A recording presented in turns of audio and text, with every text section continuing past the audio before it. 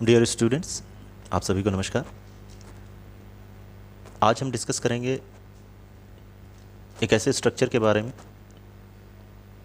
जो कि अपने आप में एक अनोखा स्ट्रक्चर है और इसका इम्पोर्टेंस ये है कि अगर ये स्ट्रक्चर नहीं होता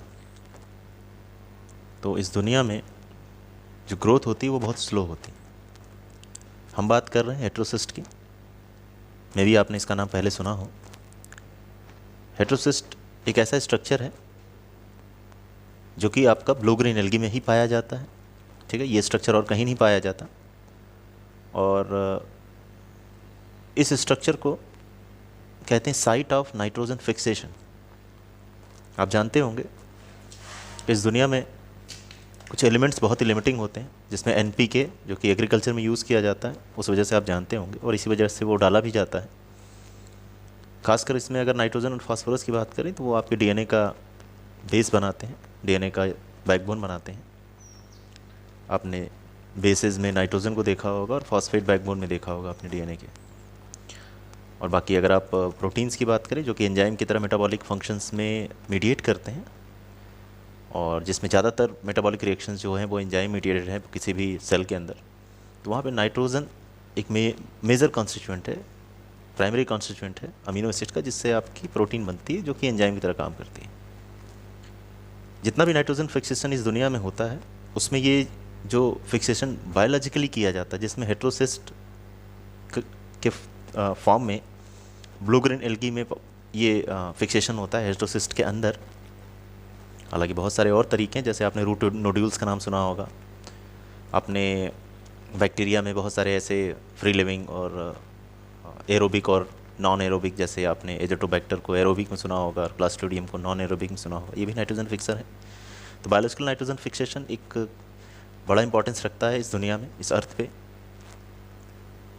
क्योंकि नाइट्रोजन एटमॉस्फेयर में तो है 78% आप जानते होंगे, but when it comes to soil, जहाँ से कि प्लांट्स न्यूट्रिशन सक करते हैं, एब्जॉर्ब करते हैं, वहाँ पे इसकी लिमिटेशन होती है। Until unless it is locked inside the in the soil in the form of nitrogen types like ammonium nitrate. Okay, so in all the biological nitrogen fixation, the nitrogen fixation which is done by the blue green algae holds a very primary importance, and this structure is quite commonly found in blue green algae, but not all blue green algae have this particular structure. It is only found in the order Nostochales as well as Stygonematales of class Cyanophyceae or division Cyanophyta, whatever the classification system you follow. And even in Nostochales, if you see, then heterocyst is not present. So these are the two orders, Nostochales and Stygonematales, except Oscillatoreaceae, which is the largest family of Nostochales. वहाँ पे आपका heterocyst नहीं पाया जाता। Okay, और ये heterocyst की ज़रूरत कहाँ से आ गई, ये बनता कैसे है? तो आप को ये चीज़ जाननी चाहिए कि जब हम बायोलॉजिकल सिस्टम की बात करते हैं, अगर उसमें ह्यूमंस को हटा दें तो ज़्यादातर ऑर्गेनिजम्स ज़रूरत के हिसाब से काम करते हैं। जब ज़रूरत होती है तो या तो उसको वो अपने पास्ट के एक्सपीरियंसेस से स्टिपुलेट कर लेते हैं कि आने वाले समय कैसा होगा, उसके हिसाब से एडाप्टिव मोड में वो चीज़ें डेवलप करते हैं। यही चीज़ कोर्स ऑफ एवोल्यूशन में भी इसी चीज़ को फॉलो किया जाता है। तो यहाँ पे नाइट्रोजन की जनरली सॉइल में कमी होती, जैसा मैंने आपको बताया। तो इस कमी को दूर करने के लिए the blue green algae takes control and develops some sort of adaptive mechanisms via a modification of a vegetative cell into a kind of structure which can actually fix the nitrogen at optimum, at very optimum temperature and pressure, atmospheric temperature and pressure. It will be quite better to say, क्योंकि हम जानते हैं कि nitrogen fixation जब हम Haber process में देखते हैं तो वहाँ पे ये काफ़ी टीडियस प्रोसेस है, काफ़ी ज़्यादा टेम्परेचर पे होता है, उसमें भी आपके बहुत सारे कोफैक्टर्स या आप को यूज़ करना पड़ता है आपको। लेकिन जब हम बायोलॉजिकली देखते हैं तो ये आपके जो नॉर्मल एटमॉस्फेरिक टेम्परेचर प्रेशर, ये उस पर ही हो जाता है। तो ऐसा कैसे हो जाता है? ये स्ट्रक्चर एक्चुअली में है क्या, किस तरह से ये सारी चीज़ें इसमें मैनेज होती हैं? अगर आप देखें तो ब्लू ग्रीन एल्गी में तो ये कहा जाता है कि ब्लू ग्रीन एल्गी में ये जो हेटेरोसिस्ट है it is specifically made in those blue green algae which are actually aerobic. इसका मतलब केवल इतना है कि ब्लू ग्रीन एल्गी की ज़्यादातर species in nostochales and stegonematales are able to fix nitrogen in anaerobic condition. I am talking about vegetative cells. But when it comes to aerobic condition, when they are found in aerobic conditions, then because of the oxygen, these blue green algae go for some sort of modification in some vegetative cells to make a system which is, thick walled and which has various adaptations designed specifically to convert the nitrogen into its inorganic components like ammonia, then amino acid and all. तो यहाँ पे जो heterocyst बनता है वो vegetative set के modification से बनाया जाता है और उसमें वो सारी चीज़ें होती हैं जो कि नाइट्रोजन फिक्स करने का जो बायोलॉजिकल एंजाइम है जिसको नाइट्रोजिनेज हम जानते हैं उसको हेल्प आउट करती है कि वो उस पर्टिकुलर इन्वायरमेंट में जो कि उस स्ट्रक्चरल मॉडिफिकेशन की वजह से बनता है जिसको हम हेट्रोसिस्ट कहते हैं वेजिटेटिव सेल से, उसमें वो नाइट्रोजन फिक्स कर सकता है. So it's just a kind of an encased system wherein nitrogenase can perform optimally to fix the atmospheric nitrogen into the ammonia. Okay, so if you see in biological system, in bacteria specifically, this heterocyst will be observed in various blue green algae, but the position varies in the thalli, in the filament actually, which is actually unbranched, what you may be knowing. So it is found at terminal position in Gliotricha. This is a genus of blue green alga. It is intercalary in nostoc and Cytonema, and it is lateral, which is quite rare, but it is found. और ये मिलता है आपका नॉस्टिकॉप्सिस में. अगर आप heterocyst को देखें तो वो कई बार सिंगली मिलता है आपको, ठीक है, मतलब आपके दो हेट्रोसिस्ट के बीच में हमेशा कुछ वेजिटेटिव सेल्स मिलेंगे, कभी कभी वो पेयर्स में मिलता है, ठीक है. और ये जो हेट्रोसिस्ट होता है, ये हेट्रोसिस्ट कंपैरेटिवली बड़ा होता है उन वेजिटेटिव सेल से जिनसे ये बना है. ये थिक वॉल्ड होता है, ये पेल येलो कलर का होता है और ये बैरल शेप का होता है. ओके, थिक वॉल्ड इसलिए होता है क्योंकि इसकी वॉल को एक बैरियर की तरह डेवलप करना होता है कि ऑक्सीजन इसके अंदर न जा पाए. पेल येलो इस वजह से होता है क्योंकि इसमें जो आपके फोटोसिंथेटिक सिस्टम्स होते हैं उनको डिग्रेड कर दिया जाता है, उनकी ज़रूरत नहीं होती, और इसलिए जो इनके कैरोटिनॉइड सिस्टम होते हैं उनकी वजह से इनका कलर जो होता है वो पेल येलो आता है. अगर इनकी वॉल लेयर देखें, जो मैं आपसे कह रहा था कि थिक वॉल्ड होती है, ये एक फाइब्रल 3 लेयर्ड स्ट्रक्चर होता है जिसमें आउटर लेयर अगर आप देखें तो वो फाइब्रिलर होता है, मतलब ये फाइब्रिल से मिलकर बना होता है, ठीक है. फाइब्रिल्स आप समझ सकते हैं, धागे नुमा स्ट्रक्चर, जैसे आपने सेलोज माइक्रोफाइब्रिल्स का नाम सुना होगा, ठीक है. इनर जो होता है जिसको मिडिल भी कह सकते हैं, वो होमोजेनस स्ट्रक्चर होता है.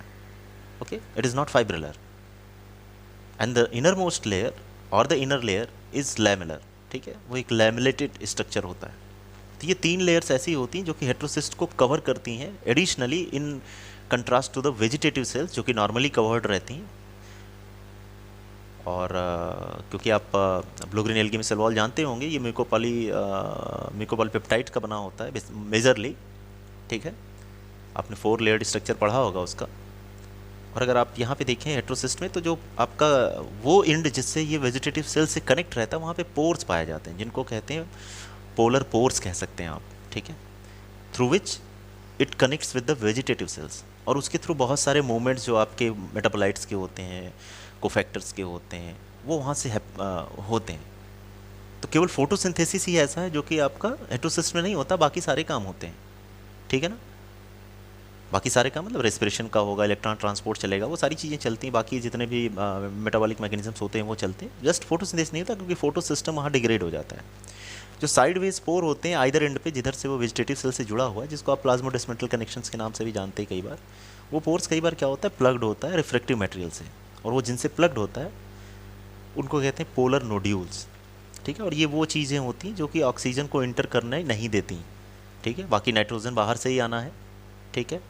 ऑक्सीजन का एक बैरियर है इस पर, और जो बाहर से नाइट्रोजन आता है जो कि एटमॉस्फेयर में आप जानते हैं 78% होता है, वो आपका इंटर करता है. नाइट्रोजिनेज और हाइड्रोजिनेज एंजाइम्स की प्रेजेंस में ये आपका अमोनिया में कन्वर्ट होता है। बहुत डिटेल में किस तरह से होता है, that is the part of mechanism. Here we are just studying what is heterocyst. इस हेट्रोसिस्ट में क्योंकि मैंने जैसा आपसे कहा कि मोस्टली कैरोटिनॉइड्स होते हैं, फोटोसिस्टम है नहीं, तो क्लोरोफिल ए और बाकी इसमें जो सिस्टम्स हैं उनकी कोई ज़रूरत नहीं है। इस वजह से भी ये कलर जो होता है वो पेल येलो होता है। और आपको पता होगा कैरोटिनॉइड्स का जो कलर होता है, जिसमें कैरोटीन्स और जेंथोफिल दोनों काउंट किए जाते हैं, वो येलो और ऑरेंज कलर के जनरली होते हैं। यहाँ पे क्लोरोफिल ए नहीं होता, जैसा मैं आपसे कह रहा था। फाइकोबिलीन्स नहीं होते, जैसा कि आपने ये साइनोफाइसी के केस में पढ़ा होगा, सी फाइकोसाइनिन एंड सी फाइकोरिथ्रिन। इस वजह से यहाँ पे फोटोसिंथेसिस नहीं होती, ठीक है। बाकी सारे मैकेनिज्म चलते हैं। अगर आप थाइलेकोइड्स को देखें तो वो भी आपके उस पोजीशन पे नहीं होता जैसे नॉर्मली सेल में पाया जाता है, ठीक है। ये टाइटली पैक्ड होकर पेरिफेरल पोजीशंस पे अपने आप को अरेंज कर लेते हैं, ठीक है, क्योंकि इनका काम उस तरह से नहीं है। हाँ ये है कि इनकी लैमिलेटेड स्ट्रक्चर्स जो है वो आपका पेरिफेरल पोजीशन में अरेंज रहता है। अगर आप हेट्रोसिस्ट को देखें तो जब ये डेवलप होता है तो जैसे कहते हैं ना, हम कई बार जब डेवलपमेंट देखते हैं तो कई बार इनिशियल्स बनते हैं, मतलब any structure is not built completely and finally at one go, but there is always some primitive phases in it। और उसी तरह का एक फेज़ होता है in heterosis which is called as pro heterosis, ठीक है। प्रो वर्ड हम क्यों लगाते हैं आप जानते होंगे, प्रोटोजोआ एंड ऑल, ठीक है, मतलब primitive to this particular state. और ये जो पोलर प्लग होते हैं, जैसा मैं आपसे कह रहा था कि ये साइटोप्लाज्मिक कनेक्टिविटी को बंद करने के पॉइंट ऑफ व्यू से डेवलप होते हैं, ठीक है।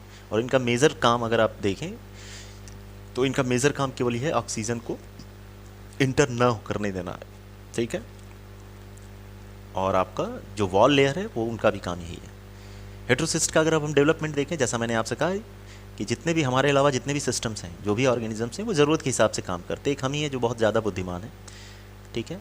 तो यहाँ हेट्रोसिस्ट का अगर आप डेवलपमेंट देखें तो कई बार वो लाइट क्वालिटी से अफेक्ट होता है, ठीक है। लाइट क्वालिटी से अफेक्ट होने के पीछे रीज़न केवल इतना है कि अगर प्रॉपर लाइट आ रही है, सपोज करो, फोटोसिंथेसिस बढ़िया हो सकती है, but if there is a limitation of nitrogen, then this particular bacteria, cyanobacteria जिसको कहते हैं, ब्लू ग्रीन एल्गी को आप जानते होंगे, that has to do something, ठीक है। तो तब जाके ये एरोबिक सेटअप में आपके हेट्रोसिस्ट लाइक स्ट्रक्चर्स बनाए जाते हैं, ताकि you can actually match up with the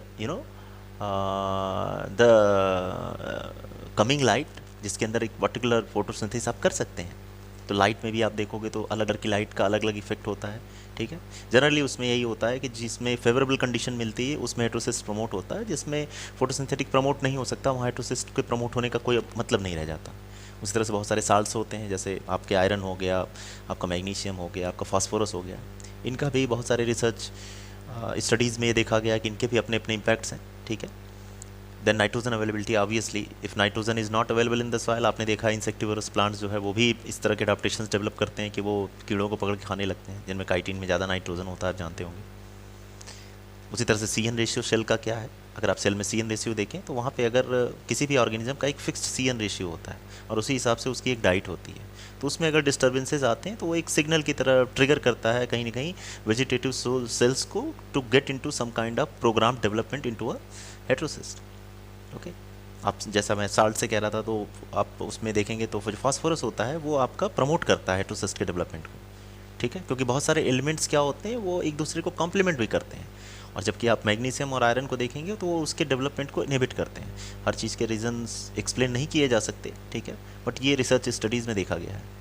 then आप ब्लू लाइट में देखेंगे, ग्रीन लाइट में देखेंगे तो ये जनरली इनहिबिट होता है। जब आप वाइट और रेड में देखते हैं तो जो हेट्रोसिस्ट का डेवलपमेंट होता है वेजिटेटिव सेल से, वो आपका प्रमोट होता है। इसी वजह से आपके जब आप हेट्रोसिस्ट जब शुरू में ये खोजा गया था तो ये अपने आप में एक अजीब तरह का स्ट्रक्चर था जिसके बारे में बहुत सारी जानकारी नहीं थी, क्योंकि ये थोड़ा डार्क कलर का होता है, ठीक है। तो पाया गया कि हो सकता है कि ये एक डेड सेल हो, तो कहा गया ये एक डेड सेल है जिसका कोई फंक्शन नहीं है, क्योंकि ऑब्वियस सी बात है जब हम कुछ नहीं जानते तो ये एक सबसे बेहतर चीज़ होती है कहने के लिए। देन अदर रिसर्चेज में ये भी पाया गया कि ये एक स्पोरेंजियल स्ट्रक्चर है या स्पोर लाइक स्ट्रक्चर है, ठीक है। देन फर्दर स्टडीज़ में देखा गया कि नहीं, ये एक सेकेंडरी रिप्रोडक्टिव स्ट्रक्चर है जो कि कंट्रोल करता है स्पोरुलेशन को, ठीक है। देन कुछ स्टडीज़ में ये भी पाया गया कि ये गैस वैक्यूल्स के फॉर्मेशन को गवर्न करता है। कुछ में ये पाया गया कि ये साइट ऑफ साल्ट एक्यूमुलेशन है। कुछ में ये भी देखा गया कि ये कुछ ऐसे स्टिमुलेंट सिक्रीट करता है जिनके थ्रू सेल्स डिवाइड करती है, और cell division is always related to the growth, so ये ग्रोथ को प्रमोट करता है। तो ये बहुत सारी चीज़ें इनमें डिस्कस हुई, और जनरली आपने देखा है कि जहाँ फोटोसिंथेसिस की बात होती है, तो अगर फोटोसिंथेसिस के रिलेशंस ड्रा करें तो ऐसा कोई एस्पेक्ट नहीं होगा जिससे फोटोसिंथेसिस रिलेट ना करता हो। उसी तरह से रेस्पिरेशन को देखें तो ऐसा कोई एस्पेक्ट नहीं होगा जिससे वो रिलेट न करता हो। तो हेटेरोसिस्ट एक ऐसा स्ट्रक्चर है जो कि नाइट्रोजन की अवेलेबिलिटी को निर्धारित करता है। तो ऑब्वियस सी बात है, और नाइट्रोजन की रिक्वायरमेंट्स कई सारी जगहों पे होती है। इस वजह से आपने ये देखा कि यहाँ पे बहुत सारी चीज़ें मेंशन्ड है जो कि रिसर्च आउटपुट के पार्ट पे जब उसके साथ स्टडीज़ की गई तो ये मिला। तो ये बहुत स्वाभाविक है कि ये बहुत सी चीज़ों में प्लेरोट्रॉपिक इफेक्ट रखता है। जैसे आपने देखा है बहुत सारे जीन्स होते हैं जिनके इफेक्ट्स प्लेरोट्रॉपिक होते हैं, मतलब एक ही जीन कई तरह की चीज़ों को रेगुलेट करता है, तो वो केवल इसीलिए होता है। ठीक है। लेकिन फे साहब फिर बाद में आए, उन्होंने देखा, उन्होंने इसकी बहुत ही कॉम्प्रिहेंसिव स्टडी की और उन्होंने देखा नहीं, हेटेरोसिस्ट और जो आपका ये एक साइट ऑफ नाइट्रोजन फिक्सेशन ही हो सकता है। और उसके पीछे उन्होंने लॉजिक दिया कि बिकॉज जो हेटेरोसिस्ट है उसका जो आपका नाइट्रोजिनेज है उसके साथ एक पर्टिकुलर रिलेशन, जैसे अगर आप देखें तो नाइट्रोजिनेज को जो फैक्टर्स अफेक्ट करते हैं, the similar factors affect the heterocyst formation. So somewhere there is a synchronised relation between these two. ये भी देखा गया कि क्योंकि नाइट्रोजिनेज जो है रिड्यूस्ड कंडीशन में काम करती है और जो हेटेरोसिस्ट है वो एक रिड्यूस्ड कंडीशन डेवलप करता है। आप हेटेरोसिस्ट के अंदर देखेंगे तो हाईली रिड्यूस्ड कंडीशन होती है। जैसा मैं आपको इसके पहले बता रहा था कि ऑक्सीडाइजिंग इन्वायरमेंट में ऑक्सीडेशन ईजी होता है, रिड्यूसिंग इन्वायरमेंट में रिडक्शन ईजी होता है। तो कहीं ना कहीं आप जब बायोलॉजिकल नाइट्रोजन फिक्सेशन की बात करते हैं तो आप का जो नाइट्रोजन फिक्सेशन आप आर्टिफिशियली जब लैब में कराते हैं, जो बहुत ज़्यादा टेम्परेचर और बहुत कठिन तरीके से होता है, वो बायोलॉजिकली इतना आसानी से कैसे हो जाता है। तो ये एक अपने आप में एक आश्चर्य है। और because of the reducing condition, ठीक है, and because of the enzyme which is involve in here, ये जो आपका इसका एक्टिवेशन एनर्जी वो बहुत डाउन कर दिया था, इसलिए ये नॉर्मल टेम्परेचर प्रेशर पे भी इसका काम हो जाता है, जो कि बहुत ही कठिन प्रोसेस है। इसलिए बहुत ज़्यादा इफिशिएंट अगर नाइट्रोजन कहीं पे प्रोड्यूस होता है तो वो यही सिस्टम्स हैं, बायोलॉजिकल सिस्टम, पर्टिकुलरली हेटेरोसिस, जो कि प्रोड्यूस करता है। इसलिए फे साहब ने कहा क्योंकि यहाँ पे सिंक्रोनाइज्ड रिलेशन है दोनों के बीच में, ठीक है, वो चीज़ ये निर्धारित करती है कि ये जो आपका हेटेरोसिस्ट है that is actually a site of nitrogen fixation.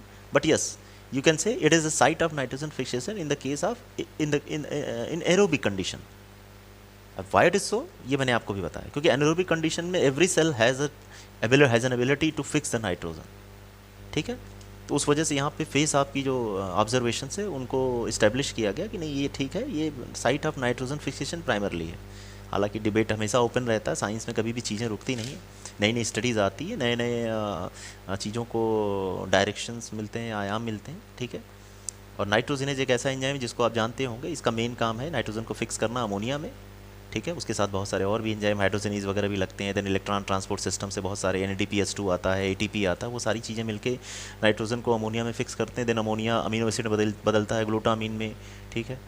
Then वो फिर ग्लूटामीन आपका जो है ये आपको फिर फर्स्ट अमीनो एसिड वही बनता है। उसके बाद जितने अमीनो एसिड है वो यहीं से ट्रांसएमिनेज एंजाइम के थ्रू अमोनिया को ट्रांसफ़र करके अल्फा कीटो ग्लूटरिक एसिड के साथ लगा के जो है बाकी सारे जो अमीनो एसिड्स है वो बना लेते हैं, ठीक है। और कभी कभी जो रिसेंट स्टडीज़ में ये भी देखा गया है कि हेटेरोसिस्ट का कोई एक फंक्शन नहीं है, इसका फंक्शन डिपेंड करता है कि कंडीशन क्या है। जैसा मैं आपसे हमेशा कहता हूँ, परिस्थितियाँ डिसाइड करती हैं कि व्यक्ति क्या करेगा, ठीक है। तो उसी तरह से यहाँ पे जो हेटेरोसिस्ट है वो क्या करता है, ये कौन डिसाइड करेगा, ये डिसाइड करता है आपका ये डिसाइड करता है आपका ये क्या कहते हैं कि परिस्थितियाँ आसपास की कैसी हैं, ठीक है। तो आपने देखा कि जो हेटेरोसिस्ट है it is a kind of very it is a very classic example of biological engineering, ठीक है। कि इंजीनियरिंग वही चीज़ होती है जो कि चीज़ों को आसानी से करा दे, ठीक है, जिसको आप लोकल भाषा में जुगाड़ कहते हैं, ठीक है। सोशल इंजीनियरिंग का नाम आप सुनते हैं। तो ये जो हेटेरोसिस्ट है it is very enigmatic structure found only in the blue green algae and that too in nostocales and stigonematales which has very wide importance on this earth just because it can fix the atmospheric nitrogen which is otherwise very hard to fix, or if it is fixed then it takes quite a high energy, temperature, ठीक है, and other things to get fixed, ठीक है। Okay, thank you.